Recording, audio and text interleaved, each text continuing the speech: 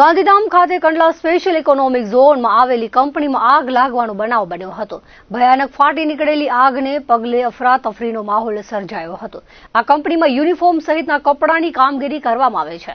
કંપનીમાં આગ લાગતા ભારે નુકસાની થઈ હતી. ઘટનાની જાણ થતાં કંડલા પોર્ટની ફાયર ટીમ બનાવ સ્થળે ધસી ગઈ હતી અને આગને કાબૂમાં લેવા પ્રયાસો હાથ ધર્યા હતા.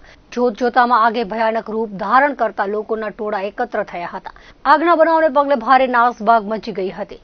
કંડલા પોર્ટની ફાયર ટીમ દ્વારા આગ પર કાબુ મેળવવામાં આવ્યો હતો, તો બીજી તરફ ભચાઉના ભવાનીપુર નાલા પાસે કચરામાં આગ ભભૂકી ઉઠી હતી. આ પ્રસરતા રેલના પાટા પાસે પહોંચી હતી, જ્યાં વંદે ભારત ટ્રેન પસાર થવાની હતી. ઘટનાની જાણ ભચાઉ નગરપાલિકા ફાયર ટીમને કરવામાં આવી હતી, જેથી ફાયર ટીમ તાત્કાલિક ઘટના સ્થળે પહોંચી હતી અને આગ પર કાબુ મેળવવાના પ્રયાસો હાથ ધર્યા હતા. 1 કલાક સતત પાણીનો મારો ચલાવીને આગ પર કાબુ મેળવવામાં આવ્યો હતો. જોકે બનાવને પગલે જાનહાનિના સમાચાર સાંપડ્યા ન હતા.